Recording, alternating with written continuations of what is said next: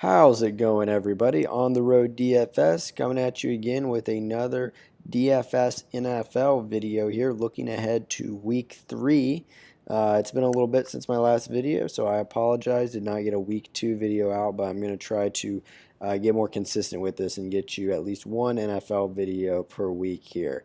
I've just been very busy with work. So, without further ado, I'm going to get right into this. The way that this was sorted on Draft Dashboard was not by position here, unfortunately. So I'm just going to go from the top. This is from starting percentage, percent started throughout the season by fantasy players. So just know this is not position by position, but I will get all of my top watch people here through very quickly. I think it'll make it a little quicker for you. So at the top, Travis Kelsey.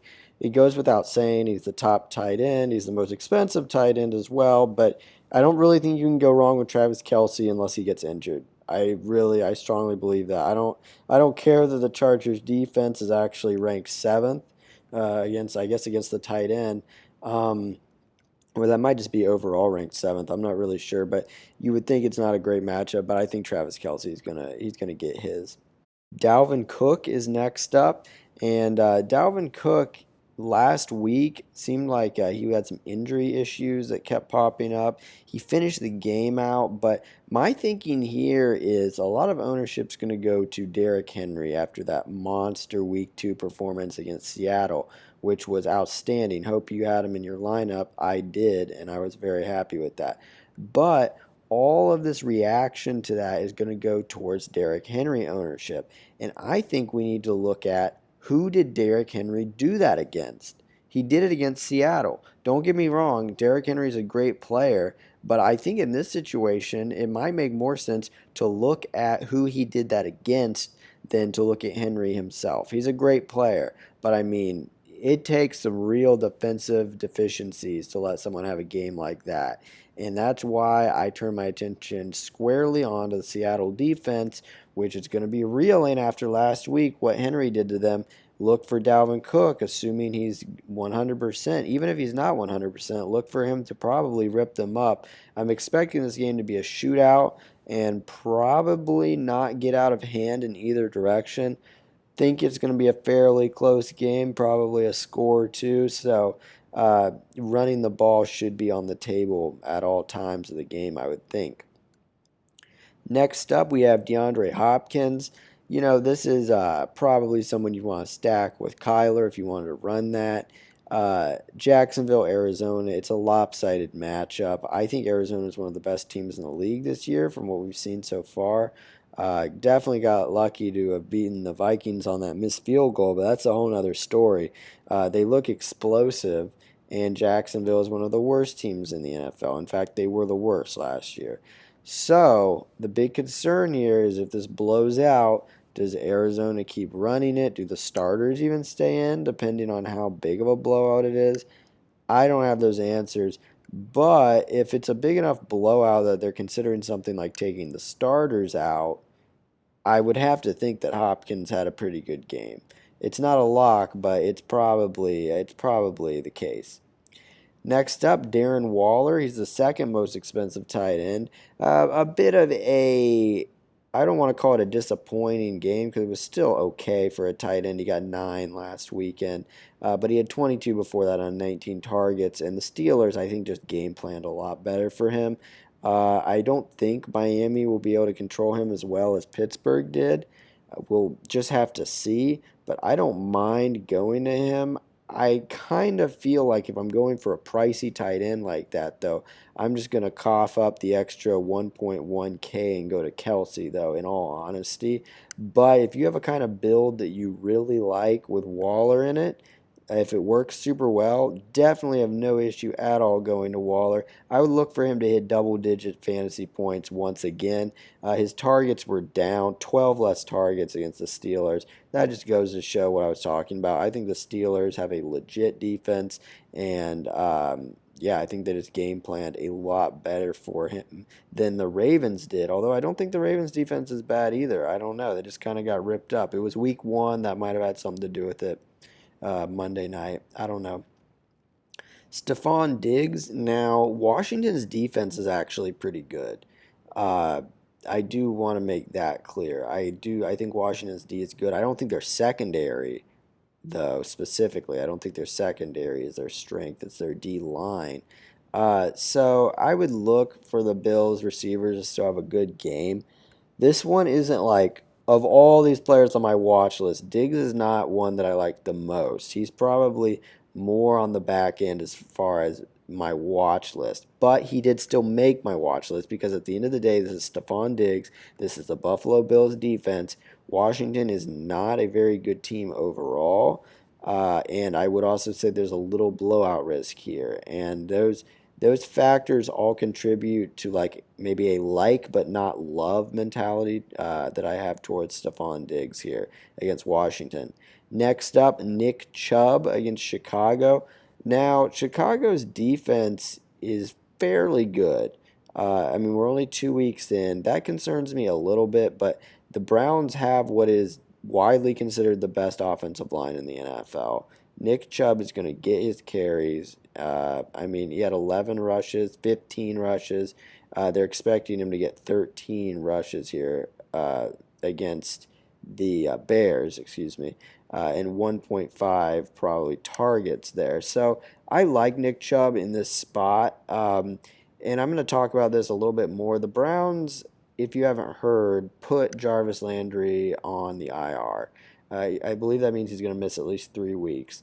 So the Browns are going to have to find where to place that production that Jarvis Landry gave them. And the interesting thing is Odell Beckham Jr. might come back this weekend immediately following. So Jarvis Landry plays the first 2 games without OBJ, and now OBJ might come back. Keyword might. The first game Landry misses. So maybe he absorbs all that production. But we'll talk about OBJ in a bit. I personally think they might lean a little heavier on Chubb, and I think the triple tight end threat that they have there, the three-headed monster, that might also take more up. But I'll talk about them in a bit as well. DK Metcalf here. Minnesota's secondary, atrocious.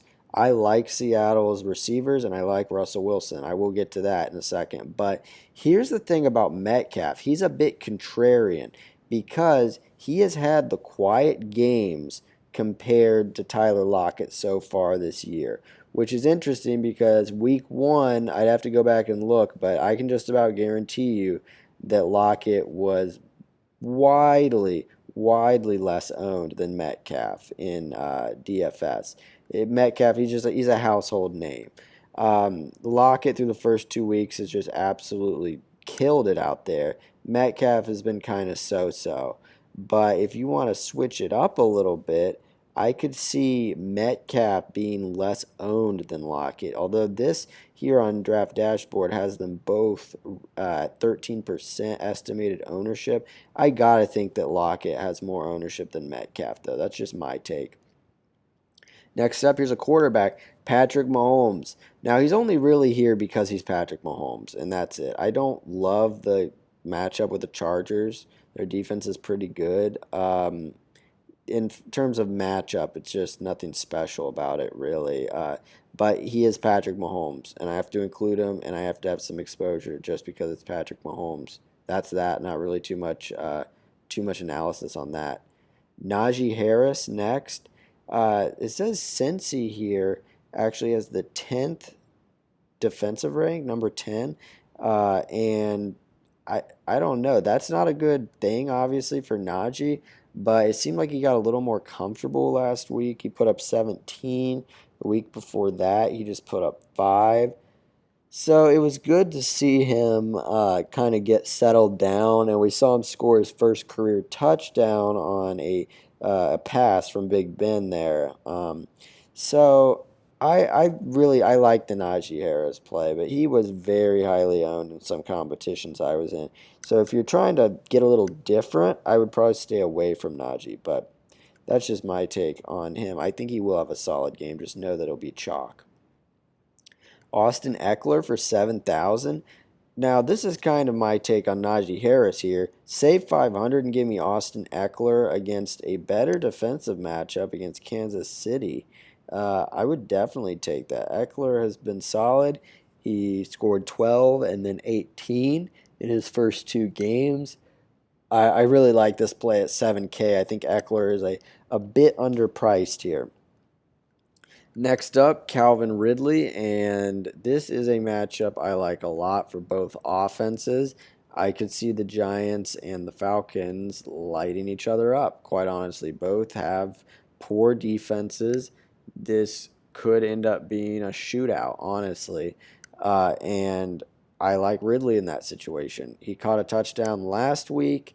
Uh, the Falcons hung in there for a bit with the Buccaneers, and then it got out of hand at the end. But that's a whole other story because they're playing the Giants now, and I kind of like the Falcons possibly to win this. Actually, I don't know. I might take that back. This might be a toss-up. I don't know who wins it, but I think both teams score a lot of points. That's the bottom line.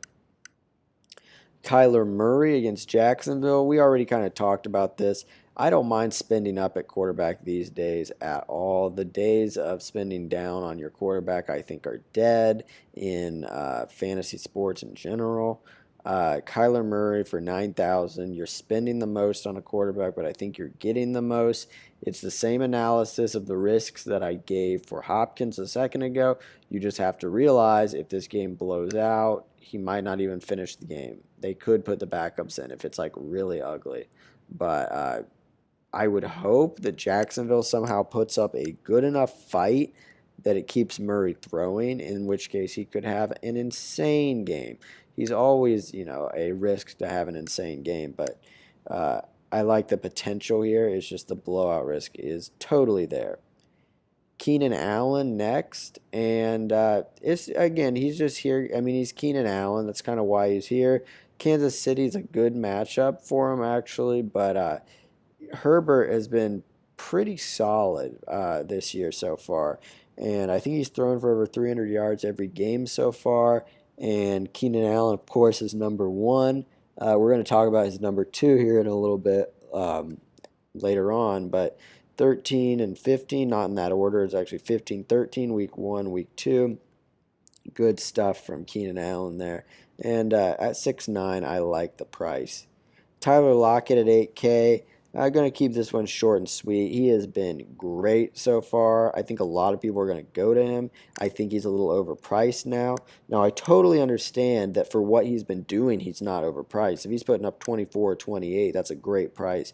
I just don't know how long he's going to be doing that for. I think he's outstanding, but I think one of these games, Metcalf is bound to have the big game. So I don't know if it'll be this game or not, but I think it will be some game coming up. And it's also completely possible that both Lockett and Metcalf have great games. But it's what I already talked about. I like the contrarian nature of the Metcalf play, and it's, I believe, a tad cheaper as well. Let me look here. Yeah, it's 800 savings on Metcalf as well. Justin Jefferson, 7,400 against Seattle. Same analysis. I mean, I think it's going to be a shootout. 55.5 expected combined points, Seattle and Minnesota. I could see Jefferson having a big day. TJ Hawkinson, he's been great so far this year. He's been a really nice tight end. I like the savings on Hawkinson. I guess that'd be one thing I'd say about the tight ends. And I don't want to act like I'm totally bashing the Waller play. He is on my watch list at the end of the day.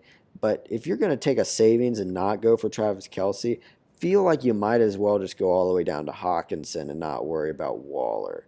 I really feel like if your mindset is I don't really want to cough up the Kelsey money, I would just tell you take big savings, go down to Hawkinson and not that mid-level Waller. That would be what I would personally suggest. And I expect Detroit to be trailing against Baltimore and throwing it a lot in this game. Cooper Kupp went absolutely nuts last week. I would not expect another 32 from him, but against Tampa Bay, I think they're going to be throwing it a lot, and I think 20 plus is definitely a possibility for him. Got to think that Tampa Bay is going to be game planning for him, but we'll see. That almost makes me wonder more about Robert Woods, who's not on this list, but that is something you could think about, kind of a contrarian play, similar to the Metcalf-Lockett dynamic. Adam Thielen, already talked about it with Jefferson. I expect a shootout with Seattle and the Vikings. Big chance he's highly involved. Here's Russell Wilson. Again, Seattle, Minnesota. Shootout. I fully expect it. A little bit of a savings on a Mahomes or a Kyler Murray if you want to do it. And in my opinion, the good thing about this, well, I would say probably the good thing about Mahomes and Wilson over Kyler Murray is I think the blowout risk is just much less. But that being said, I mean, a blowout could always happen, but it's not really being predicted in the Seattle Minnesota game. So we will see how that goes. But I'm expecting a shootout, but a close game. And that's the type of game you would love to have a quarterback in. Lamar Jackson, Baltimore against Detroit here. He's at 8-4. He's the exact same price as Wilson. A lot of people see he's going against Detroit and probably would take him over Wilson for the same price. I'm more inclined to go Wilson just because of the blowout risk. And look at this, 49.5 projected total score of the Detroit-Baltimore game compared to 55.5 Seattle-Minnesota. And look at this, Baltimore favored by 9, Seattle favored by 1.5. So you can see, based on the Vegas odds here, exactly what I'm saying. There's expected to be more points in the Seattle-Minnesota game and a close game, a.k.a. throwing to the end. Less points projected in Baltimore-Detroit and a much wider margin of victory, a.k.a. less throws down the stretch. And we all know Baltimore has no issue running it. A lot of times it is Lamar Jackson. That is one thing I will say. There's a chance that if Baltimore is trying to run the clock out, Lamar Jackson could be the one doing it. But I still like Russell Wilson. Like pound for pound here, looking at this matchup, I like Wilson more than Lamar. Allen Robinson. Now, I included him here. Right now, it's looking like Dalton will be the quarterback for the Bears unless something really unforeseen happens. But Allen Robinson, I have him here because Tyreek Hill had a big day against the Browns week 1, and Brandon Cooks had a big day against the Browns week 2. Seems like the number one receivers for the teams have been cooking Cleveland so far. And that's why I would look at this. And it doesn't seem to matter all that much who the quarterback is, whether it's Patrick Mahomes, whether it's Tyrod Taylor, whether it's, his name isn't coming to me right now, but the backup quarterback from the Texans. Whoever it is, they just seem to get the ball to the number one receiver against the Browns with fairly easily. So that's just my take on Allen Robinson. Noticing that trend, that makes me want to play him. Kyle Pitts. The Atlanta versus New York matchup. I think they're going to tear each other up. A couple of bad defenses. I think Kyle Pitts is a good play at tight end as well if you're trying to go even a little cheaper than Hawkinson. Have no issue there. Now, Clyde Edwards-Helaire, a lot of people are looking at this probably like, wow, are you serious? 2 straight bad games? Yeah, I get it, but his price is down to 6.5 in one of these weeks. Unless the Chiefs move away from him entirely, which I don't see happening. He's a second-year player. I mean, they like him. They took him with a first-round pick. He's going to crush value one of these games. Why not this game? I mean, he's not happy with how – I know that fumble against Baltimore was a real morale killer for him probably, but he's going to bounce back eventually. He's still going to be involved in that explosive Kansas City offense, and I just feel like that price on him is starting to drop to where you really maybe want to take a chance on that. Speaking of which, price drops on running backs. Saquon Barkley, 6,000. I saw this, and I was like, wow. Reason being, I'm surprised that the price is going in this direction, because his reps were starting to go up a bit. It looked like they were kind of giving him more and more reps against the Washington football team. He didn't look bad. He got carries, and I know he ripped one long one off there. So Saquon Barkley, I have no issue taking a chance at 6K. He had 13 rushes last week, and he had 10 the week before that. I mean, I don't know. I don't have any issue with that at all, quite honestly. I could get down with the Saquon Barkley play. I think he's going to score a touchdown one of these weeks coming up as well. And Atlanta would be the exact type of team he might do that against because that defense, like I said, bad. Justin Herbert, uh, defensively, statistically speaking, Kansas City's actually a good matchup for him. 55 and a half projected points in this game. So same as that Seattle, Minnesota.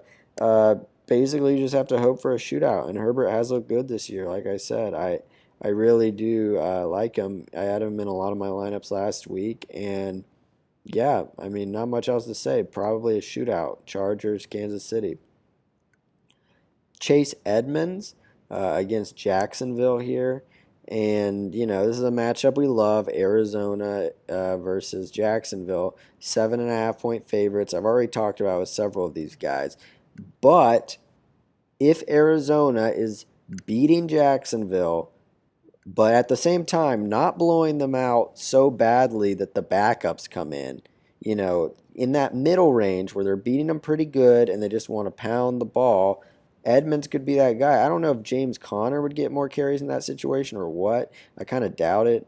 I think Edmonds is their guy. So in a blowout situation, as long as it's not like a crazy big blowout, I think that only helps Edmonds. So that's something to think about.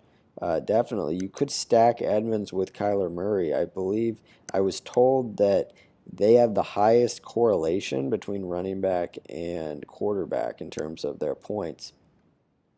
Noah Fant here against the Jets. It's just a good matchup. When Judy went down, the ball's got to be distributed to different places. Font is one of those guys, one of those places. And I don't know. I like the Jets matchup. Deontay Johnson, man, through 2 weeks, he's looked really good. He's dealing with a bit of injuries here, but assuming he plays against Cincinnati, his price has come up a bit, but 7,000 is not asking a ton for a guy who I haven't checked, but he has 22 total targets through 2 weeks. I gotta think he's their number one target, like their number one receiver in terms of targets so far in Pittsburgh. And we all know, of course, they have Juju, and they have Claypool, and they have a few receivers here, but Deontay Johnson seems to be the guy that they get the ball to the most.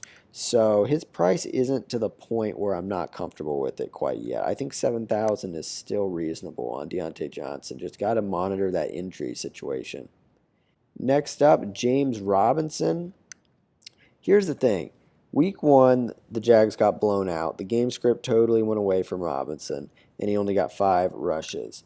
Week 2, the Jags, what was the final score in that game? What was that game even? I'm not really sure, but whatever the script was for the Jags, they ran it more than double as many times for James Robinson.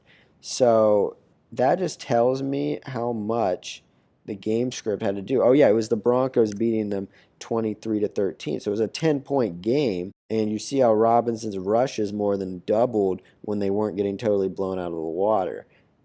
That being said, this is Arizona.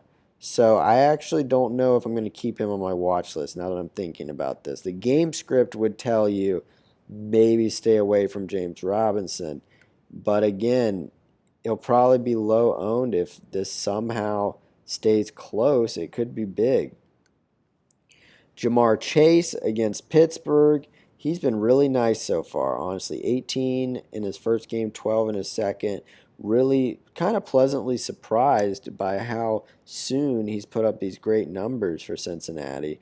There were all that preseason talk was kind of dumb in my opinion. He's good to go. He's a really talented player. And against Pittsburgh, it's a so-so matchup, but I would expect him to get some. And if you're doing kind of a Burrow stack, I would definitely include Chase in there. And then here's Higgins, his teammate, 300 more, and he's also scored what do we have? 13 or more, both games, 14 and 13. So both Higgins and Chase have gotten the ball a good amount of times here in these first two games. So I have no issue stacking both of those guys with Burrow. And if you feel like getting different, you want to go Boyd, you could do it. I think I like Higgins and Chase more though. Here's Matt Stafford against Tampa Bay. 54 and a half expected points in this game. I'm kind of expecting a high scoring game, as is Vegas. So I get it that Tampa Bay's D is kind of scary and they create turnovers and this and that, but I actually kind of like the Rams to upset Tampa Bay in this game. So we'll see, but I like Stafford. Even with that Tampa Bay aggressive defense, I still like him. Mike Williams, it's just what I already said. High scoring game here with the Chargers and the Chiefs. And he's really, through these first two games, I mean, 18 and 19. I played him in lineups and some Herbert stacks. Those went really well. Mike Williams seems to really be coming into his own this season. Cortland Sutton, same thing I said about Font. Judy is out. The ball has to go somewhere. I look for that to be Sutton and Font. And he put up 20 in his first game without Judy in there, and he had 2 in the game with Judy in. And let's look at these targets. When Judy was with the Broncos, 3. With him on the sideline, 12. That's a crazy difference in terms of targets. Mike Davis. Now, Mike Davis hasn't been outstanding in any game yet. He's just been decent.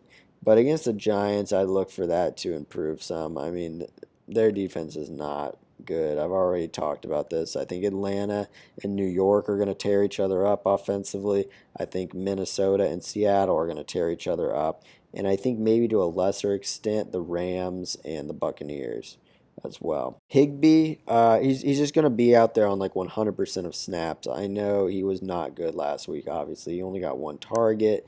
So I would expect him to get some more targets here. The Colts defense, give them some credit. They're pretty good, honestly. So I know Tampa Bay, I already said that their defense, I think, is pretty aggressive and good at forcing turnovers, but I could see some Higbee action for sure against the Bucs.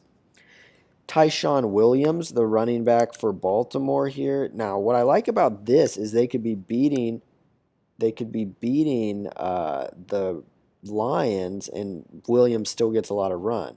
You know, having the running back is not a bad thing, even in a blowout, potentially, like this one. I already mentioned it's possible that Lamar Jackson runs some of those himself, but at a certain point when the game is, getting out of hand, it's like, do we risk it with the quarterback scramble? Like, I don't know. The Ravens of all teams know to be careful with injuries right now. So I would expect them to pound the rock with the running backs in a blowout situation more than put Lamar Jackson's body on the line more.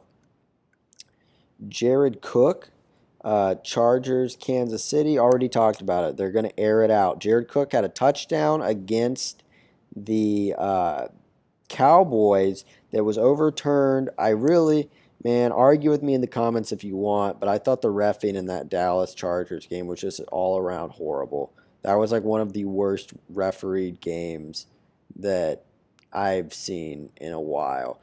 And I think I had the sound turned off too, so I was not even getting some of the justification for some of these calls. But from a muted TV, because I had like 5 games on at one time, I don't want to have the sound on all of them. I was like, what is going on? Like, repeatedly, there were like these weird penalties calling everything back that basically ever happened in that game. But Jared Cook did catch a touchdown that got overturned because of a penalty, or I shouldn't say overturned, but got called back. So just keep that in mind. That 4 he put up last game, it would be looking a lot different if that touchdown had held up. So I look for Cook to maybe score a touchdown this week against the Chiefs. Marvin Jones Jr., tell you what, I really like this. 16 and 15 in the first 2 games, and we expect that Jacksonville will be trailing Arizona. And yeah, that's basically that. I would expect the Jags to be throwing it a lot. And Marvin Jones, 9 targets and 11 targets in the first 2 games. So pretty interesting. Although he actually had more targets there in the closer game. But Joe Burrow against Pittsburgh. I don't love the Pittsburgh matchup, but I do love that price on Joe Burrow. 6.7K. I get why the price came down. 13 in that last game was not pretty. He had some interception issues there. But at the same time, I think you're getting a pretty quality player there for 6,700. The issue is just, does he turn it over against Pittsburgh? And does that O-line hold up? So there are some questions. But if you get to him, if that's kind of the price range you end up deciding on your quarterback, I totally get it on Burrow. Sterling Shepard, easy call here, man. He had 9 targets, 10 targets his first 2 games. The Falcons secondary couldn't stop me. Okay, so Sterling Shepard I love in this matchup. I love the Giants receivers against them, and I love the Falcons receivers on the other side against the Giants. Philly Brown against Detroit, yes, he's been great so far. I believe he's caught a touchdown in each of his first 2 games. Or I don't know why I called him Philly Brown. That's the Ohio State in me popping out. Hollywood Marquise Brown, 2 touchdowns in the first 2 games, and looking really solid. Wouldn't be surprised if he burned Detroit for at least 1, and then probably doesn't do a whole lot else, because that's kind of how it goes with him. He usually has a huge first half and then kind of just chills, it seems like, in the second half. But we'll see. I would expect that against Detroit if they jump out to a big lead, though. Austin Hooper, again, Landry on the IR for the Browns. I think all 3 tight ends for the Browns are going to be more heavily utilized in the passing game than they already were, which was a decent amount. I think Hooper is the leader of the 3. I mean, of course, you have Njoku and Harrison Bryant as well, but I like Hooper the best of the 3. If you want to get crazy and play one of the other ones, you could. You never know who's going to come up with one of those red zone touchdowns on maybe like a slant play or something. So I get it, but Hooper's the one that I look to maybe soak up some of that Landry usage. Teddy Bridgewater, I like the matchup against the Jets. He's been Mr. Consistent so far this year, 21 and 21 fantasy points in each game. I like the matchup on the Jets, but they're favored by 11, which is actually a pretty big spread for, I mean, don't get me wrong, Denver's been a great, pleasant surprise so far this year, but I don't know. It seems kind of weird. I know the Jets are horrible too, but 11 is just like kind of large here. Like Baltimore's only favored over Detroit by 9, but whatever. I don't make the odds. Kirk Cousins, I like him for the reasons I already said. Minnesota and Seattle should light each other up. He's a little bit cheaper than some other ones at 7.7, and he's scored over 20 in every game so far this year. Matt Ryan, same thing. Atlanta and the Giants are going to tear each other up. His first game of the season wasn't good. His second was better. I look for a fired-up Matt Ryan that really wants a victory against New York. Odell Beckham Jr., already talked about this. I think he's trending in the right direction to play. But monitor that. Before you play him, you really need to do some research here, and I certainly will, about what he's going to be used, like at what capacity. Is he going to be a full go for the Browns? Are they going to kind of hold him back a little bit in his first game back? I wouldn't be surprised if he had like a limited role, in which case I'd roll with those tight ends a little more than him, and perhaps the running backs, maybe even someone else like Schwartz, the rookie receiver. There are just some other options that I might go if there's any indication that OBJ won't take full percentage of snaps that he normally would. Rondale Moore and Christian Kirk, I'll just do both of these guys together here because it's basically the same story. Moore has really turned it on lately. His price rose by $700 as a result. He's only $100 cheaper than Kirk now. If you're running a Kyler Murray stack, I like him. And I also think that it gives you some room other places in your lineup because you're paying up on Kyler in the first place. If you want to run Kyler and Hopkins, awesome, but man, you're going to have to find some value other places. If you run Kyler and one of these guys or both of them or whatever you want to do, then you have some money still free, and you're not paying as bad for spending up for the most expensive quarterback on the slate. And I do think these are good options. When you look at someone like Russell Wilson, you're forced kind of to spend a pretty expensive stack if you want to run a stack. Because Metcalf and Lockett, even if you just run one of them, they're both pretty expensive receivers. And while Russell Wilson isn't priced quite like Kyler, it's not that much savings either. So the one thing, I mean, this isn't the only thing I like about playing Kyler at all, but I would say I think your stacking options are a little cheaper on the wide receiver side for Kyler, outside of Hopkins, obviously. But some of these other quarterbacks, I feel like you're kind of forced to spend a lot. Even, say, Matt Stafford, Woods, Higbee, Cup, like, none of them are super cheap. I guess Higbee on the tight end side is pretty cheap, but anyway, Darnell Mooney for the Bears. He's gotten 7 and 8 targets the last 2 games. I already talked about, well, I talked about earlier how the number 1 receivers for both the Chiefs and the Texans were kind of lighting the Browns up. The number 2 receiver, not as much, but we could still see that here. If Allen Robinson, if somehow the Browns' game plan is lock up Allen Robinson, you could see Mooney make some noise. So that's why I have him on here, and he's been a pretty nice surprise. I mean, we thought he'd have a good year, but he's still been, I'd say, exceeding my expectations slightly here earlier in the year. Next up, Jared Goff. The game script should not change basically any game they play this year. Baltimore is expected to have a big lead. He's going to be slinging it. He's going to have to do it in order to keep him in the game. That's exactly what happened against the Niners, and he ended up having a very good game, 30. And against the Packers, he actually was off to a pretty good fantasy start, and then the interception started, and that's when it was a little dicey towards the end. But he still ended up putting 19. And as long as the Lions are playing from behind, which I expect to be the majority of the time, I think outside of his turnovers, Goff makes for a pretty good play at 7-1. Daniel Jones, I'm sure some of you probably saw this coming because I keep talking about Atlanta versus the Giants. Yes, I expect them to light each other up. Daniel Jones, quarterback for the Giants, 21 and 30 in his first 2 games. That's pretty dang good. Darius Slayton, his receiver, 8 and 13 in the first 2 games. And that's, I mean, that's just what we expect against Atlanta as well. I would expect him to put up probably 10 plus, and he's only 5'4". Next up, we have KJ Osborne, Seattle, Minnesota. He's been really turning it on.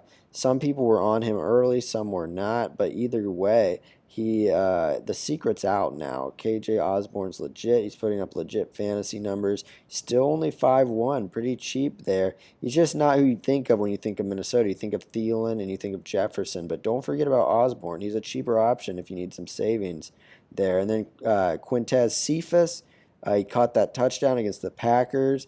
He is looking like one of the main targets for Jared Goff, who I just talked about. They're going to be throwing it. They're going to be behind, we're figuring. So plug Cephas in for 5-3. I like it. I mean, he's put up 10 plus every game so far. And then finally, Demetric Felton for the Browns. He put up 12 last game. He didn't put up any first game. But depending on OBJ's status and Landry's already out, the Browns really like this guy, and I wouldn't be surprised if he was more involved in the offense, at least this coming week.